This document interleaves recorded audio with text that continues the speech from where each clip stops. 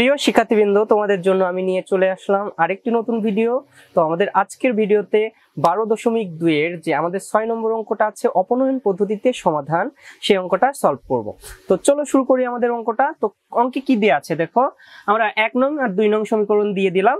এরপর আমাদের দেখো এখানে কি আছে, এখানে বি স্কয়ার আছে, কিন্তু 1 নং এ কি বি স্কয়ার আছে? তাহলে 1 নং এ বি স্কয়ার নেই মানে কি, আমরা বি দ্বারা কি করব, গুণ করব।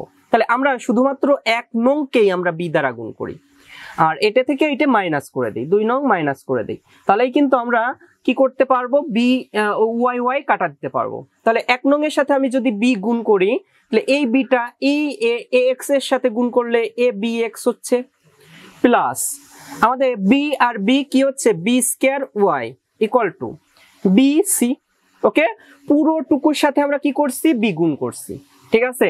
এরপর আমাদের 2 নং সমীকরণ যা আছে তাই লিখে দিব, কারণ আমরা ওটার সাথে কোনো কিছুই গুণ করিনি। কেন? কারণ আমাদের গুণ করলে করা যাবে না, কারণ আমাদের এই আমাদের ওয়াই ওয়াই কাটতে হবে। তাহলে আমরা এখানে কি প্লাস আছে, তাহলে কি নিব, মাইনাস। এখানে প্লাস আছে, এখানে কি নেব, মাইনাস। এখানে প্লাস আছে, এখানে কি নেব, মাইনাস। তাহলে এইটা কাটা। তাহলে আমাদের কি থাকে, এ বি এক্স মাইনাস, যেহেতু আমাদের এখানে প্লাস ছিল, এটার কোনো ভ্যালু নেই, সেহেতু আমাদের কি minus A square X equal to B square B C minus C square. কারণ এখানেও প্লাস ছিল, প্লাসের ভ্যালু নেই, কিসের ভ্যালু হয়ে গেছে, মাইনাসের। তারপর কি করব, এখান থেকে আমরা কি কমন নিতে পারি, আমাদের এক্সটা কমন নিতে পারি। তাহলে এক্সটা যদি আমি কমন নেই, তাহলে কি হচ্ছে বলতো, এক্সটা যদি আমি কমন নেই তাহলে কি হচ্ছে, A B minus A square equal to, এখান থেকে কি কমন নেওয়া যায়, সি কমন নেওয়া যায়।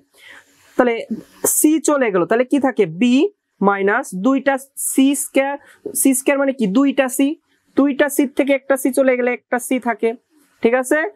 ওকে, এরপর আমরা কি করব, আমাদের এখানে যেহেতু গুণ আকারে ছিল, এর পাশে আনলে আমরা ভাগ করে দিতে পারি। তাহলে এক্স ইকুয়াল টু আমরা কি লিখতে পারি, C into B minus C by, আমাদের এখানে কি কমন যায়, আচ্ছা আরেক লাইন করি তারপরে আমরা কমন নেই, এ বি মাইনাস এ স্কয়ার, ঠিক আছে।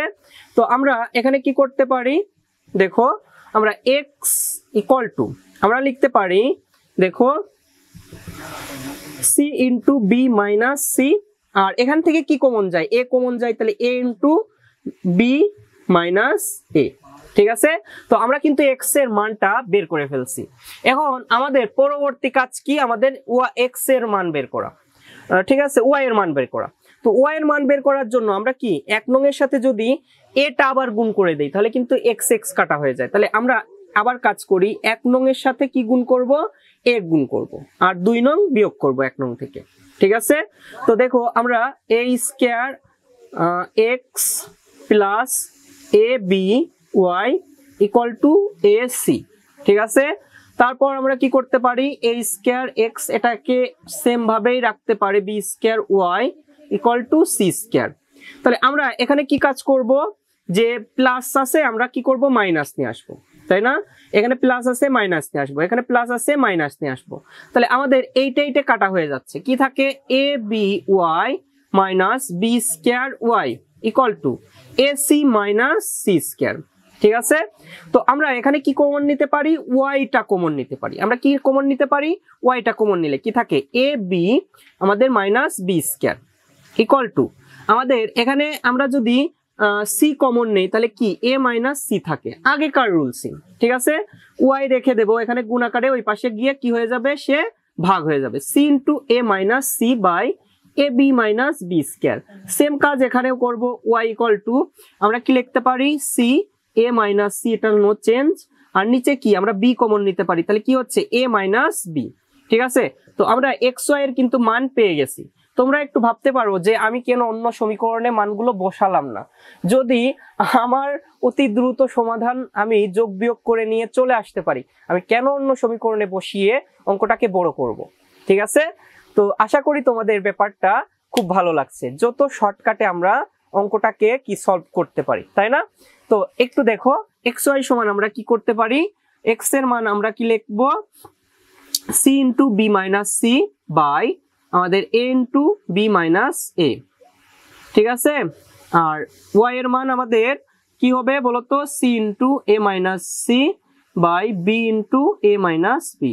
ঠিক আছে, এটাই আমাদের প্রদত্ত অঙ্কের অ্যান্সার। তো আশা করি তোমরা যে 6 নম্বর অপনয়ন পদ্ধতি আমরা যে 3টা অঙ্ক করছি শেষ হয়ে গেল। তো অপনয়ন পদ্ধতিতে তোমাদের আর কোনো প্রবলেম নেই। তো যদি ভিডিওগুলো ভালো লেগে থাকে তাহলে একটু সাবস্ক্রাইব করে রাখো এবং তোমার বন্ধুদের সাথে শেয়ার করে রাখো। ঠিক আছে, তোমার বন্ধুরাও যেন সব অঙ্ক পারে। তো আজ এ পর্যন্তই, সবাই ভালো থাকো, সুস্থ থাকো।